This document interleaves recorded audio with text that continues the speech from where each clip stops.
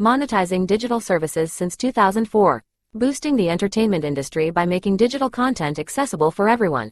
AWG, where innovation meets monetization. LinkedIn presents. Welcome to the Human Capital Innovations Podcast.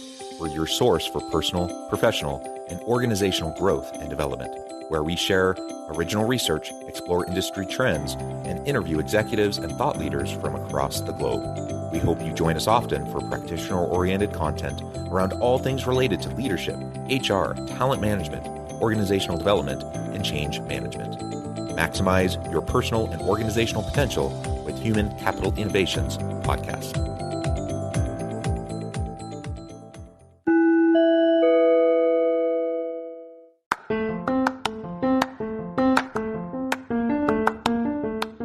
If you enjoy the Human Capital Innovations Podcast, enjoy ad-free listening by going to the Patreon page, and please consider contributing even at the producer or sponsorship level. And please leave a review. Thank you for your support.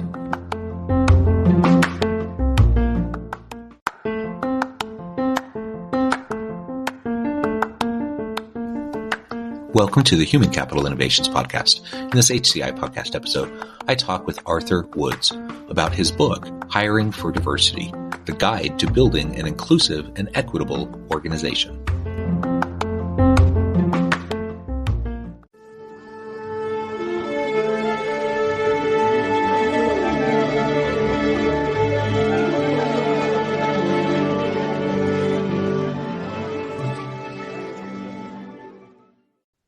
Arthur Woods, welcome to the Human Capital Innovations Podcast.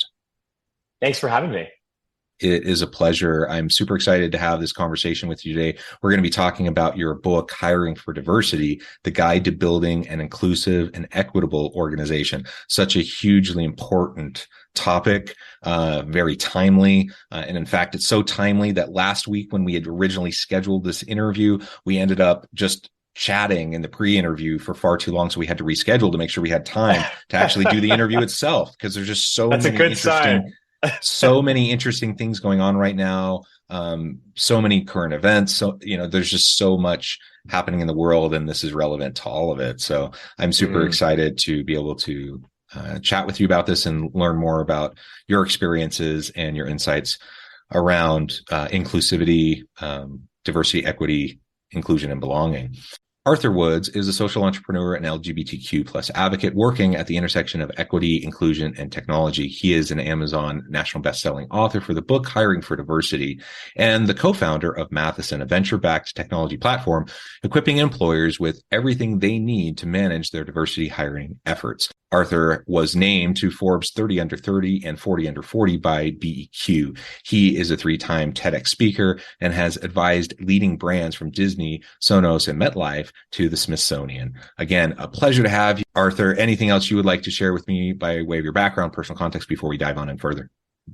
No, John, I'm excited to be here and really excited to dive in. As you said, this is a topic that is very much top of mind for so many leaders right now. So I'm glad that we're getting some time to talk about it. Yeah, excellent. Well, why don't you start by just giving us a little bit of background to the book? Why this book? Why now? Why is this something that you decided was necessary today? Sure, John. So, for the last few years, I think we're all aware that diversity has risen to a very top priority for most organizations. We saw so many leaders this last couple of years identify that they had major gaps in representation. They started to acknowledge that something needed to change. And I found that many leaders had vastly different perceptions of what change was needed, what success fundamentally looks like. I would speak to leaders who had vastly different definitions of what diversity was itself. And everyone seemed to be getting, different recommendations and insights about what they should do. And there was a unanimous belief that not enough is being done. So seeing kind of the variance across the space, I saw the need to have an actionable and accessible playbook that could give leaders practical insights of how to go from intent to action around diversity. And we all know that there's a need, but I think most leaders are struggling with the how. They're not struggling with the why. So in speaking to hundreds of leaders, actually getting a chance to sit down with, dozens upon dozens of community leaders across different underrepresented groups, I was able to work with my co-author, Susanna, to build out basically a practical playbook. And this covers everything from how do we, fundamentally rethink what we mean by diversity? How do we write inclusive job descriptions and craft more accessible role requirements, all the way to the way that we interview, the way that we craft inclusive job offers, and that we activate diversity recruiting across our organization. And honestly, John, it became a labor of love, right? It really was this fascinating journey of collecting these insights, putting them in one place, and kind of learning from leaders how the insights land in terms of their organization. Yeah, and the labor of love, I think, is something I hear commonly from those who are practitioners in the space and ultimately decide, a book is necessary, and certainly. Mm-hmm. Certainly this one is, and you just highlighted a whole bunch of the subtopics that I think are essential as we're trying to hire for diversity and truly get beyond the diversity piece, not just getting people at the table, but now creating an inclusive environment, a culture of belonging where everyone feels truly valued, needed, wanted, the opportunity to contribute in meaningful ways. All of that is so important. But it starts with getting, having inclusive hiring efforts and focusing on the equity and diversity piece from the get-go. So we can dig into some of those specific areas that you just mentioned, because I think that'll be helpful for a lot of listeners.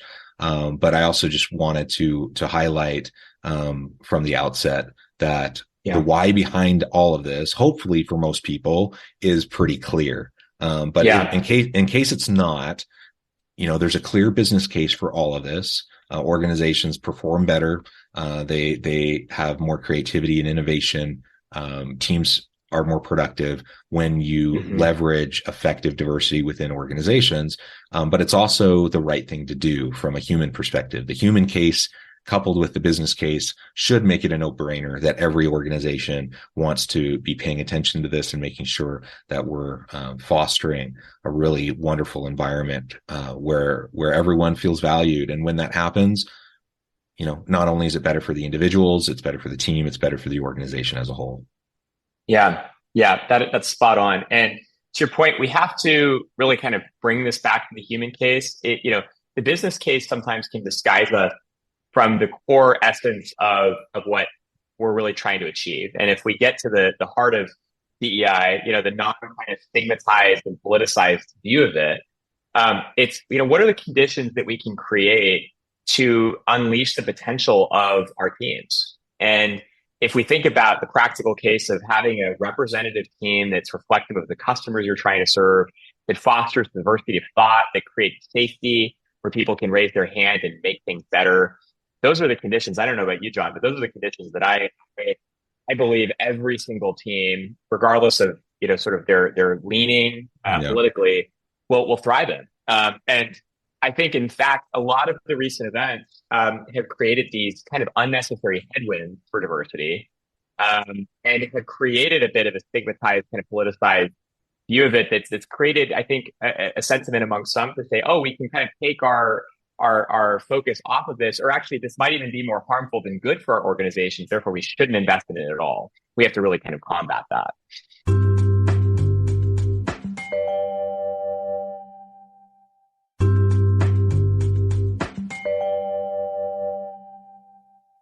Everyone who's a longtime listener of the podcast, especially if you watch the videos, you know I'm a straight cisgender white dude. So I have all of the layers of privilege. And, I could potentially be one of those who could feel threatened by DEI efforts in organizations, because perhaps in some way that could threaten my position of power within organizations or whatever. But like you just said, I want this for me and the people around me. I think because I know it's going to make life better for me. I want people to be treated with dignity and respect, but I want to work for an organization like that. I want to work for an organization that values every individual contributor, that treats people well, that doesn't exploit people, that doesn't discriminate, etc. And regardless of your political leanings, or whatever your particular categories are, in terms of these different demographics, I think ultimately it's in everyone's best interest to create this kind of really fostering inclusive environment of belonging, so that everyone has an opportunity to achieve their potential and to thrive. Yeah. John, I'm really glad that you called that out, and I appreciate the vulnerability of speaking to this subject from the lived experience and sort of identity of every person. I think what's fascinating about DEI work in general is that every single person has a different psychological relationship to it based on their identity and their lived experience. And to your point, some folks are threatened by it. I really love the very vulnerable, open, cisgender white male allies that show up and say, I want to be part of the solution here. And I don't see this as a threat. I see that if, we create a fair, equitable place for everyone, all the boats rise with the tides, right? And we need everyone around the table. I think there's been a perception that, we should have, allies kind of sit on the sidelines and not engage. Many, by the way, who are afraid of saying they're doing the wrong thing.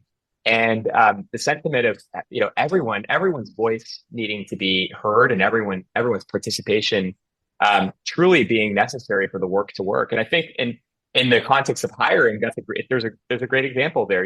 A lot of organizations that are homogenous to begin with have to activate those well-meaning allies who might not have taken much action. If we want to see our processes change, if we want to see any of our recruiting efforts pay off, right? This is a lot of the hiring managers, by the way, that are in positions of authority, who frankly sometimes have been the culprits of bad behavior. We have to get them on board, and they, we have to ensure they're not breaking the rules, or they're not sort of veering away from the vision that the organization sets. Otherwise, I think we're not going to see a lot of progress. So I really am glad that you brought that component into the conversation. To also highlight, you've referred to this, I've referred to this, but it's worth just noting again. At this point, we're talking about kind of the front end, right? Let's cast a wide net. Let's attract a diverse pool. Let's give everyone a truly equal, fair shake at getting hired into different positions. So we have diversity hiring, et cetera. Let's focus on all of that so we can have a good pipeline of great people coming to the organization. But it is important to note that just because you get those people into the organization doesn't mean that you've solved the issue. You're absolutely right. It's the first step, right? And from there, then you have to have that inclusive environment. You have to create a culture of belonging. And if you don't have, and you have to make sure that you rid the organization of inequitable, systems and practices, the policies, practices, and procedures that often persist, even unknowingly, to some people, that negatively impact the day-to-day lived experience of individuals when they go to the workforce. So you could do a really great job of doing all of this diversity hiring stuff really, really well, spot on. You get the great team to come, you make the good hires, but guess what? If it's not a great environment, those people aren't sticking around. They're going to leave. And that's right. So again, we're talking about the first step, but fully acknowledging that there are additional steps in this whole process. That's 100% right. And I think a lot of organizations do see their primary critical path being the top of funnel sourcing. Let's just get these candidates in the door. And once we find these candidates, everything else will be solved. And to your point, not only do we have to think about the equity and accessibility and intention of our full process, our hiring process.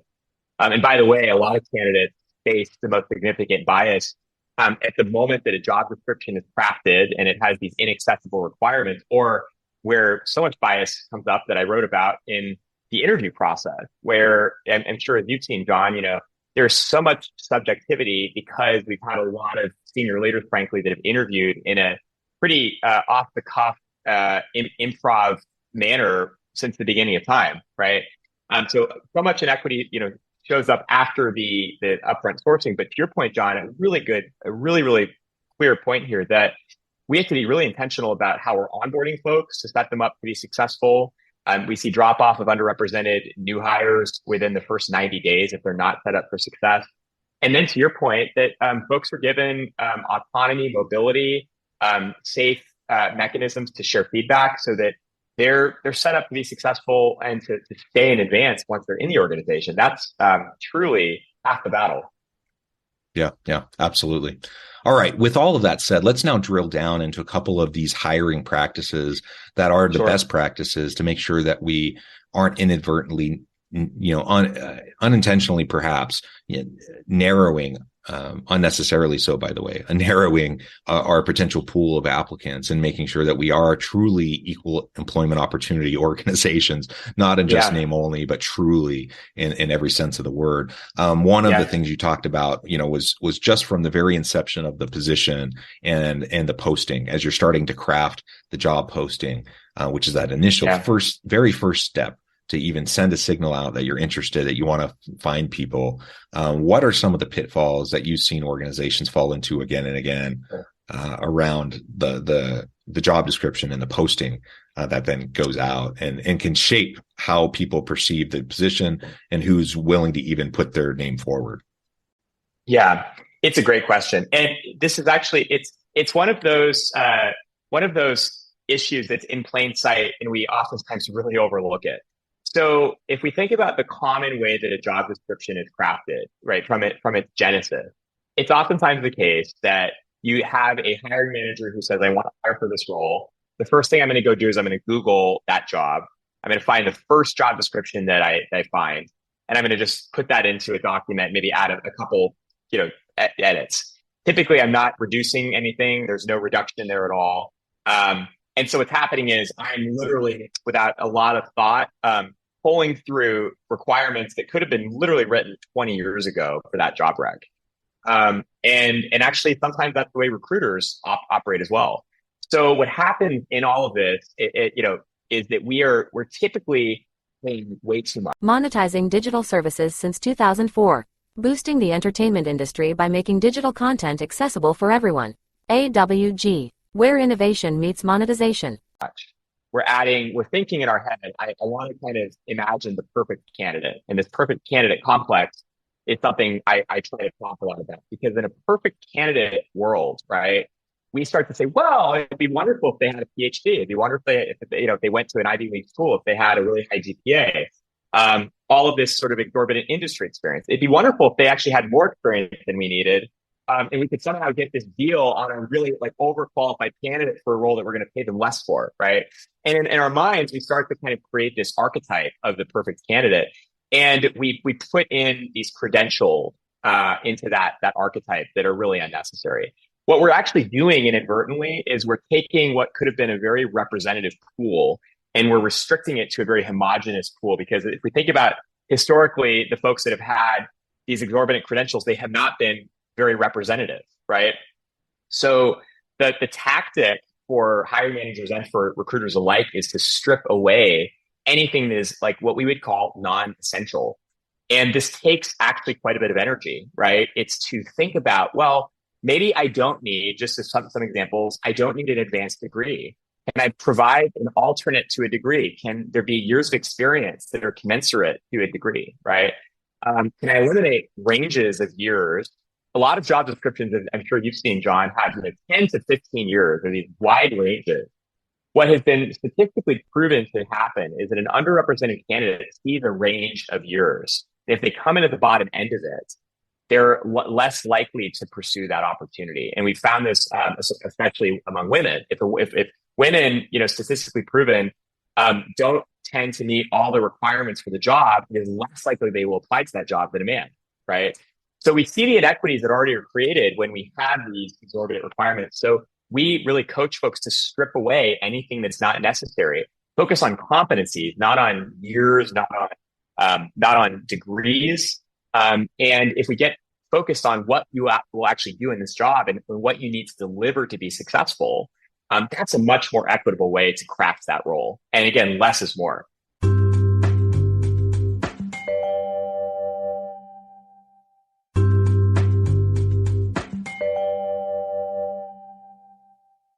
Yeah, and just as an illustration to the point, years of experience. That's been one of my pet peeves for decades. Um, because what does it really tell you?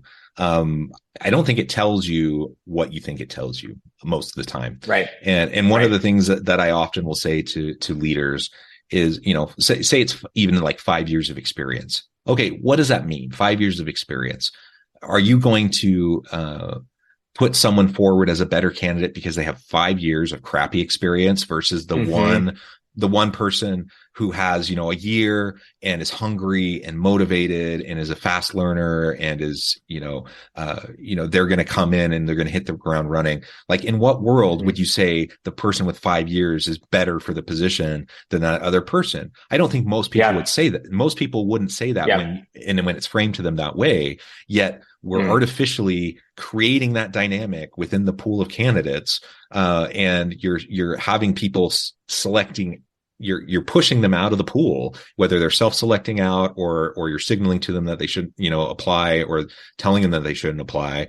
And ultimately you end up with people who may be a good fit, but just as likely may not be, because that arbitrary years of experience doesn't really tell you much of anything meaningful. That's exactly right. And their ability to do the job well. And it can be the same thing with college degrees. Now, I'm a professor. I think college is important. I want people to go to college and get degrees and get certified and et cetera. And I think those will serve people well for the most part in their careers. But I'll be the first one to tell you that to just have an arbitrary requirement that you have to have a bachelor's degree for a position for no other reason than that's what you've always done, that doesn't make any sense, right? Well, that's exactly right. And, these are two interesting statistics. The first is that we start to make our initial decisions about a candidate's suitability in 7 seconds of reading their profile. And the second is that in an interview, typically the interviewers decided within the first 15 minutes of the call whether the candidate is suitable for the role. So we're making really fast, snap decisions, typically very subjectively with a lot of bias. And it goes to show that just as much as the candidate has to be able to sort of see this role and see if they're qualified, we have to be able to kind of rethink how we look at a candidate holistically, and we don't use these we would call essentially shorthand mechanism for deciding on a candidate suitability prematurely, right? Yeah. And to your point about diverse pools, we are unnecessarily restricting the diversity, not just race, gender, those types of categories, but socioeconomic diversity. Like, there's all sorts of things that feed into this, that we are unnecessarily narrowing the pool by having this tack on list of all these different requirements that may or may not be all that important to the ability for someone to perform well in the job. And so, I've heard it many times as I've talked to leaders, and they're dealing with diversity issues, and I'll say, hey, can I look at some of your recent job postings? And I'll look at them, and immediately I'm like, well, no wonder that your staff is like 90% white men. It's no wonder, because everything is designed in such a way to disproportionately elevate applicants from that population. And it's I point that out, and they're like, no, we're not racist, we're not sexist, we're giving everyone a fair shake. We're just putting in there what is necessary qualifications to be able to perform the job, and the only people that are qualified tend to be white men, and so it's not our fault. That's kind of the dialogue that I often hear. Right. And I'm like, really, you think the only people qualified? Right. Go ahead. Oh, it's spot on, John. And this is where I think, recruiters, anyone that participates in the hiring process has a role to play in shifting that narrative. Because you're right, there are oftentimes leaders who feel very validated in their approach to say, I'm looking for someone with all of these very specific things, and it's typically the white man, right?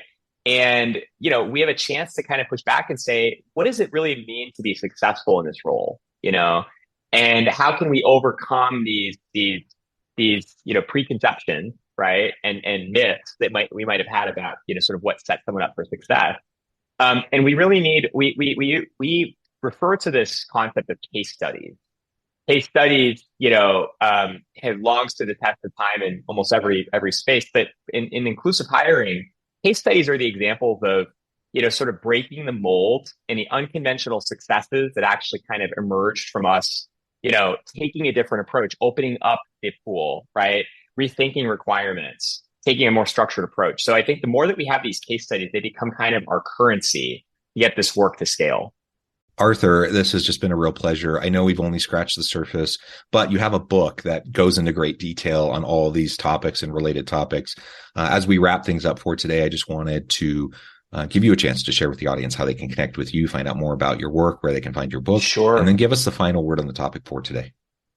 Thank you, John. Well, I'm a partner at Plenty Search. We help early stage companies build their leadership teams. We have an amazing track record on diversity. So for companies that are hiring and trying to build their leadership teams inclusively, we enjoy partnering.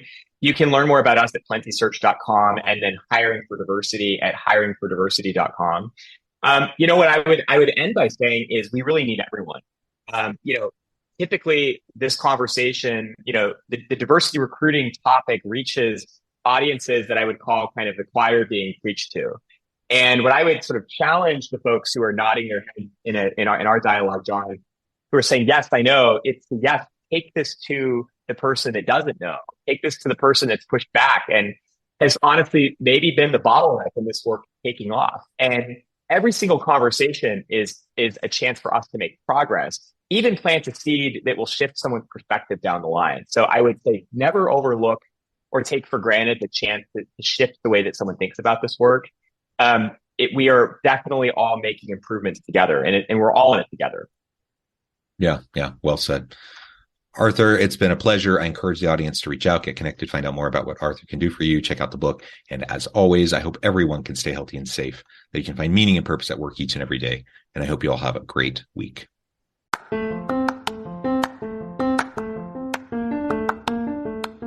you enjoy the Human Capital Innovations podcast? Enjoy ad-free listening by going to the Patreon page. And please consider contributing even at the producer or sponsorship level. And please leave a review. Thank you for your support.